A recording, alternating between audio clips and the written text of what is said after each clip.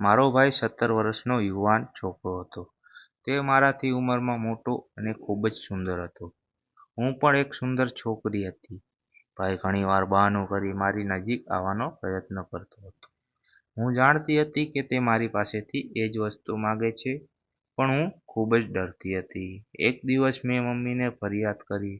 તેણે કહ્યું કે તે તારો ભાઈ છે. જો તે તને નહીં કહે તો તે કોને કહેશે?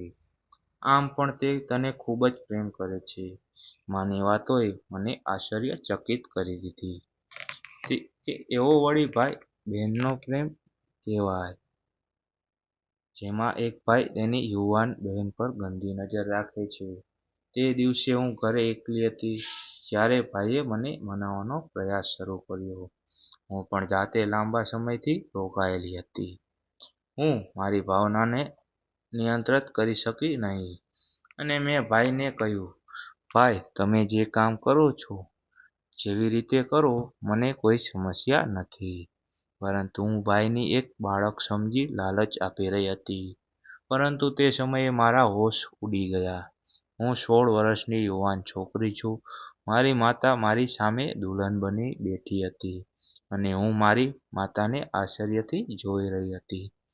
હું એટલી નાની નહોતી કે હું સમજી ન શકું કે મારી મા બીજા લગ્ન કરી રહી છે, પરંતુ એટલી મોટી નહોતી કે મારા માટે પિતા તરીકે હું કોઈ બીજાને સ્વીકાર કરી શકું. પરંતુ મારી મુશ્કેલી ત્યારે વધી જ્યારે મને સોતેલા પિતા સાથે સોતેલો ભાઈ પણ મળ્યો. જ્યારે મારી મા તેના ઘરે જવા લાગી, ત્યારે તે મને તેની સાથે લઈ ગઈ. મા ઘરે પહોંચી તો એક છોકરો આવ્યો અને માને સલામ કર્યું. માએ પ્રેમથી તેની તરફ જોયું અને પછી મારી તરફ જોયું અને કહેવાનું શરૂ કર્યું, "પ્રિયા, આ તારો ભાઈ રાજુ છે. આજેથી તું પ્રેમ મોહબ્બત સાથે તારા ભાઈ સાથે રહેજે." માની વાત સાંભળીને હું આશ્ચર્યચકિત થઈ ગઈ. મેં વિચાર્યું, મારો મોટો ભાઈ ક્યાંથી આવ્યો? અને પછી હું સમજી ગઈ કે તે મારો સોતેલા પિતાનો પુત્ર છે, જેને માએ મારા મોટા ભાઈની જગ્યા આપી છે. મારો મોટો ભાઈ મારા માથાથી પગ સુધી વિચિત્ર નજરે મને જોઈ રહ્યો હતો. મને તેની આવી નજર જોવાનું પસંદ આવ્યું નહીં. માએ મને મારા રૂમમાં છોડી દીધી અને કહેવા લાગી, "આજથી આ તારો રૂમ છે, અને હું તમારા પિતા સાથે બીજા રૂમમાં જાઉં છું. જો તને કંઈક વસ્તુની જરૂર હોય તો તારે અવાજ કરવો." બીજા પિતાની વાત સાંભળીને મારી આંખોમાં આંસુ આવી ગયા હતા. ફક્ત થોડા મહિનામાં દરેક સંબંધ બદલાઈ ગયા હતા. મા મારા સોતેલા પિતા સાથે તેના રૂમમાં ચાલી ગઈ. થોડા સમય પછી મને તરસ લાગી. મેં જોયું તો રૂમમાં પાણી નહોતું. મેં મારી માતાને અવાજ આપ્યો, પરંતુ માએ મારો અવાજ સાંભળ્યો નહીં. જ્યારે પાણીની તરસ વધવા લાગી, ત્યારે હું જાતે રૂમમાંથી બહાર આવી. આ ઘર મારા માટે એકદમ નવું હતું, તેથી હું અંધારામાં રસોડું શોધી રહી હતી. અચાનક હું કોઈ સાથે ટકરાળી, અને હું જોરથી ચીસો પાડવાની જ હતી તે પહેલાં કોઈ હાથમાંથી મારું મોં દબાવ્યું. પછી કોઈ મારા કાનની નજીક આવ્યું અને ધીરે ધીરે કહેવાનું શરૂ કર્યું, "અવાજ ન કર, મા પિતા પરેશાન થશે." મારો શ્વાસ બંધ થઈ રહ્યો હતો, અને મેં તેના અવાજથી ઓળખી કાઢ્યો કે આ તો મારો સોતેલો ભાઈ રાજુ છે. મારું હૃદય જોરથી ધબકવા લાગ્યું. જ્યારે મેં તેનાથી છોડવાનો પ્રયાસ કર્યો, ત્યારે તેણે ધીમે ધીમે મને છોડી દીધી અને કહેવાનું શરૂ કર્યું કે, "તું આટલી રાતે કેમ રૂમમાંથી બહાર નીકળી?" મેં ગભરાઈને કહ્યું, "મારે પાણી જોઈએ છે." તો તે જાતે જ મારો હાથ પકડી અને રસોડામાં લઈ ગયો અને મારા હાથમાં એક ગ્લાસ પાણી આપ્યું. તેની આંખો હજી મારા પર હતી, અને એવું લાગતું હતું કે તે મને ખાઈ જશે. રાજુ એક ભરપૂર યુવાન છોકરો હતો, જ્યારે હું માત્ર 16 વર્ષની હતી. તેની આંખોમાં એક વિચિત્ર મસ્તી હતી, તેથી જ હું રાતના અંધારામાં તેનાથી ડર અનુભવી રહી હતી. તે મારી નજીક આવ્યો અને કહેવા લાગ્યો, "પ્રિયા, તારે મારાથી ડરવાની જરૂર નથી. હવે તો હું તારો ઘણો બધો લાગુ છું." રાજુની વાતોએ મને ડરાવી દીધી. તેની વાતો મને ઘણું સમજાવતી હતી. હું નાની હતી, પરંતુ એટલી નહીં કે તેના ઈરાદાને સમજી ન શકું. મેં પાણી પીધું અને મારા રૂમમાં દોડી ગઈ. મારું શરીર ખરાબ રીતે ધ્રુજતું હતું. ઘરે પહેલી રાત જ મારા પર ખૂબ ભારે થઈ રહી હતી. રૂમમાં હું થોડા સમય બેઠી હતી કે રૂમનો દરવાજો વાગવા લાગ્યો. મારું હૃદય ધબકતું હતું. મને ખાતરી હતી કે રાજુ દરવાજા પર હશે, તેથી મારો દરવાજો ખોલવાનો કોઈ ઈરાદો નહોતો. મારી આંખોમાં આંસુ હતા, પણ ત્યારે મેં મારી માતાનો અવાજ સાંભળ્યો. તેણે મારું નામ લીધું અને કહ્યું, "પ્રિયા, દરવાજો ખોલો." મેં ઝડપથી દરવાજો ખોલ્યો. માં મને છાતી પર લગાવી અને ઠપકો આપી પૂછવાનું શરૂ કર્યું કે મેં આટલો સમય કેમ લીધો. મેં મારી માને કહ્યું કે હું ડરી ગઈ હતી. માએ હસતા કહેવાનું શરૂ કર્યું, "કોઈ વાંધો નહીં. આ ઘરમાં આજે તારી પહેલી રાત છે." મેં મારી માતાના ચહેરા પર એક નજર નાખી. માં તેના બીજા લગ્નથી સંપૂર્ણપણે ખુશ હતી, પરંતુ મારા સોતેલા ભાઈની હાજરીમાં મને પરેશાન કરી રહી હતી. તે મને મળવા આવી અને મને મળીને ચાલી ગઈ. મેં ઝડપથી રૂમનો દરવાજો બંધ કર્યો, પણ હવે આવું દરરોજ થવા લાગ્યું. સાંજ થતાની સાથે જ હું મારા રૂમમાં બંધ થઈ જતી અને દરવાજો સારી રીતે બંધ કરી દેતી, કારણ કે મને રાજુથી ડર લાગતો હતો. તે જે આંખો સાથે મને આખો દિવસ જોતો, મને આંખો મારા શરીર પર ખરાબ લાગતી. જો હું તેને એકલામાં મળી જાઉં તો તે મારા વખાણ કરતો અને મને યાદો અપાવતો કે હું હવે નાની નથી, પણ મોટી થઈ ગઈ છું. પણ માતાની હાજરીમાં તે એટલો નેક બની જતો કે તેનાથી વધારે કોઈ ન હોઈ શકે. એક મહિનાનો સમય માના લગ્નમાં પસાર થઈ ગયો હતો અને એક મહિનામાં માતાએ મને મારા સોતેલા પિતાની સામે બહુ જવા દીધી ન હતી. હું સમજી ગઈ હતી કે મારા સોતેલા પિતા મને અપનાવવા નથી માંગતા અને તેથી જ માતાએ મને તેની આંખોથી દૂર રાખી. બીજી બાજુ મારો સોતેલો ભાઈ રાજુ મને ખૂબ પરેશાન કરતો અને મારી પાછળ ભટકતો. ઘણીવાર મેં મારી માતાને આ કહેવાનો પ્રયત્ન કર્યો, પરંતુ માં હંમેશા મને એમ કહીને શાંત કરી દેતી કે તું વધુ વિચારે છે. એવું કંઈ નથી, પરંતુ તે તારો ભાઈ છે અને તારી સંભાળ રાખવા માંગે છે. જે રીતે માતાએ દરેક વસ્તુને અવગણવાનું શરૂ કર્યું, હું મૌન થઈ ગઈ અને તે ઘરમાં દિવસો પસાર કરવા લાગી. તે બપોરની વાત છે. હું છત સાફ કરવા વ્યસ્ત હતી કે રાજુ પાછળથી આવ્યો અને અચાનક એટલો નજીક આવ્યો કે મને તેના કામ પર ગુસ્સો આવ્યો, પરંતુ તે મોટેથી હસવા લાગ્યો. હું તરત જ 2 ડગલા પાછળ ફરી અને ગુસ્સામાં કહ્યું કે આ શું હરકત છે. મને સાંભળ્યું યા પછી તે અજાણ્યા બનવા લાગ્યો અને કહ્યું, "મેં શું કર્યું છે? તું જાણી જોઈને મારી સાથે ટકરાળો છો. હવે ભોળી બની રહી છે." હું તેને કોઈ જવાબ આપતી માં છત પર આવી અને કહેવાનું શરૂ કર્યું કે પ્રિયા, તું જે કામમાં રોકાયેલી હોય છે તેમાં જ રોકાઈ જાય છે. મારી સાથે નીચે ચાલ, મારે તારું કામ છે.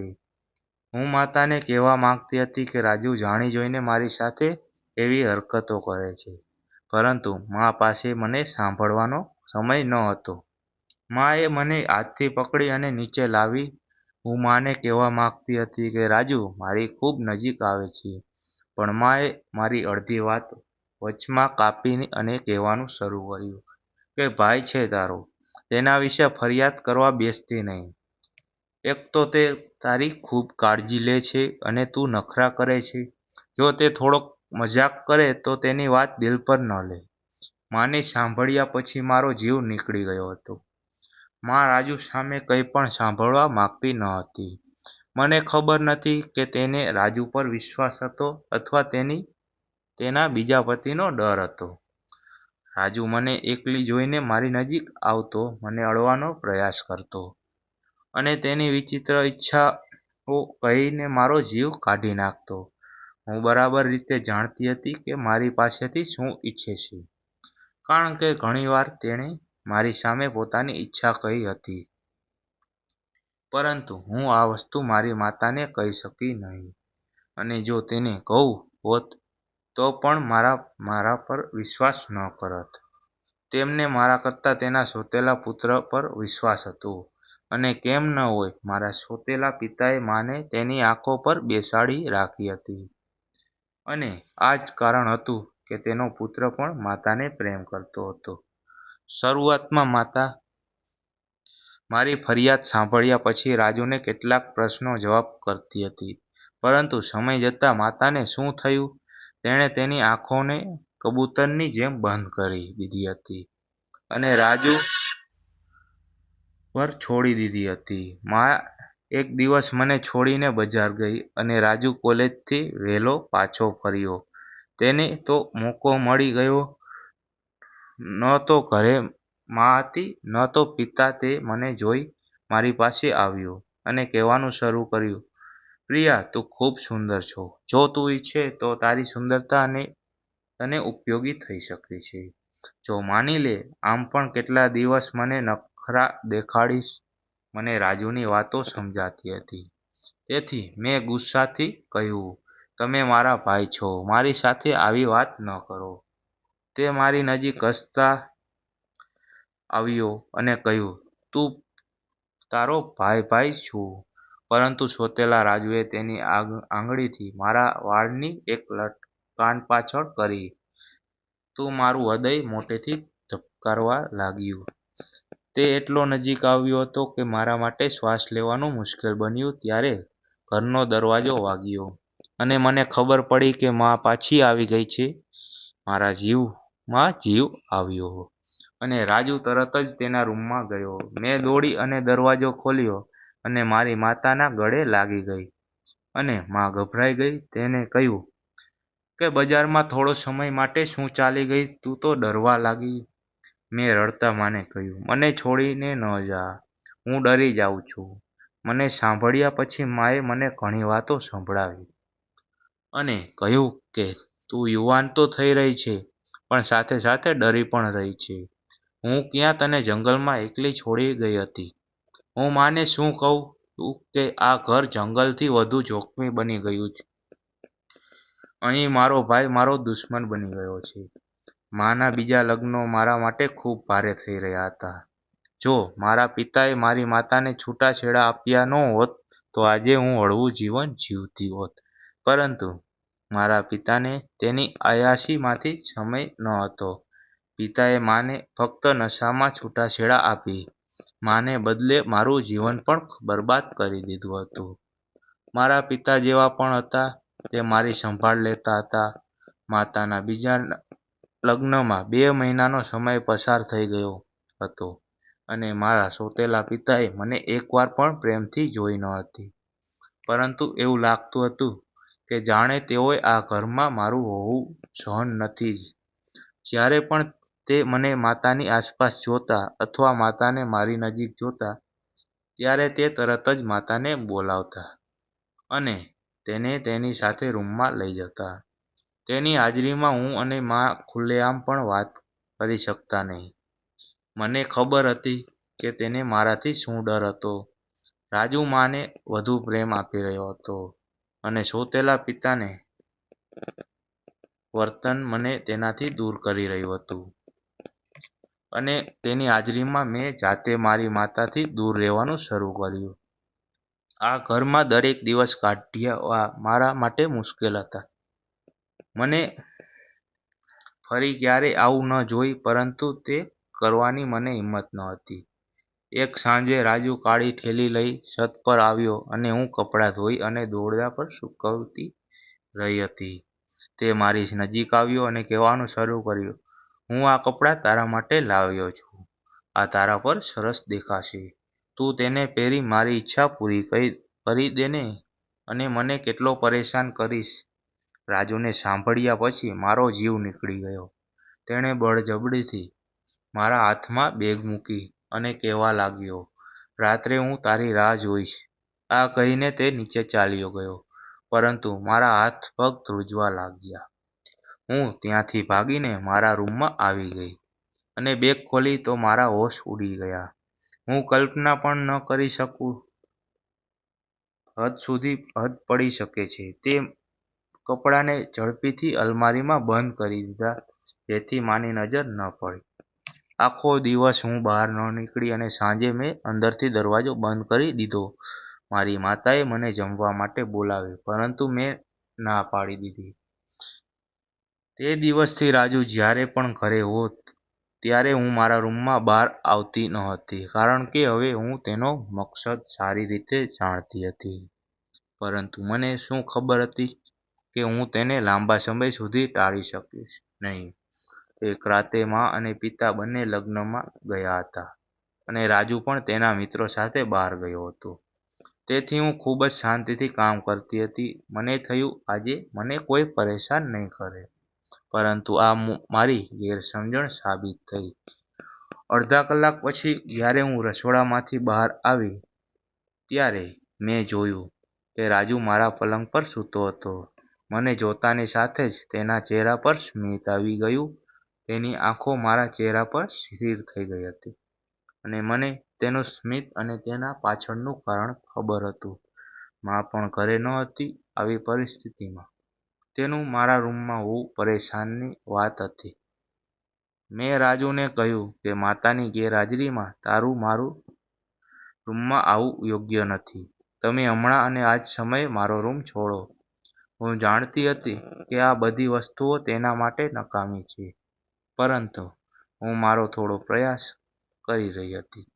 રાજુ હસ્યું અને મારી તરફ જોયું અને કહેવાનું શરૂ કર્યું કે મેં તને આવા સુંદર કપડાં આપ્યા છે અને હું આશા રાખું છું કે તમે મને પહેરીને બતાવશો, પરંતુ તને મારી ભેટની કદર નથી. અને એવું પણ મેં શું માંગ્યું છે? જો તું ગુસ્સે થાય છે, અત્યારે ઘરમાં કોઈ નથી. ઝડપથી મને તે કપડાં પહેરીને બતાવ. આજ આપણે સરળતાથી તે કામ કરી શકીએ છીએ. હું આ માટે ઘણા દિવસોની રાહ જોતો હતો. તે હું ખૂબ જ સારી રીતે જાણતી હતી. પછી હું આ કામ કરી શકતી નહોતી. મેં ઝડપથી અલમારીમાંથી એ ડ્રેસ લીધો અને તેને રાજુની સામે મૂક્યો અને કહ્યું કે તને લાગે છે કે હું આવા કપડાં પહેરીશ? મેં આજ સુધી આવા કપડાં ક્યારેય પહેર્યા નથી. અને રાજુએ કાગળ ખોલ્યો અને ડ્રેસ બહાર કાઢી અને તેને મારી સામે ફેલાવ્યો અને તે કહેવાનું શરૂ કર્યું, શું વાંધો છે? તેમાં કેટલો સુંદર છે. જેવી મારી નજર તે ડ્રેસ પર પડી, હું શરમથી પાણી થઈ ગઈ. મેં તેને કહ્યું, તને શરમ નથી? હું તારી બહેન છું અને તમે મને આવા કપડામાં જોવા માંગો છો? તે પછી રાજુએ જે કહ્યું તે સાંભળ્યા પછી મને થયું જમીન ફાટી જાય અને મારે તેમાં સમાઈ જવું જોઈએ. મેં સખત રીતે કહ્યું કે હવે ઊભા થઈ જાઓ અને મારા રૂમમાંથી બહાર નીકળો, કારણ કે હું આ ગંદકીને વધુ સહન કરીશ નહીં. રાજુએ મારો હાથ શક્તિથી પકડ્યો અને કહેવાનું શરૂ કર્યું, ખૂબ સીધી અને શરીફ છોકરી બનવાની જરૂર નથી. હું તને ખૂબ સારી રીતે જાણું છું કે તમારા જેવી છોકરીઓને શું પસંદ કરે છે.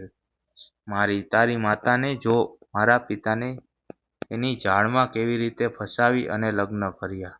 રાજુના મોંથી મા વિશે આવી વસ્તુ સાંભળી મને આશ્ચર્ય થયું, કારણ કે તે માતાની સામે ખૂબ જ સારો અને વફાદાર બનતો હતો.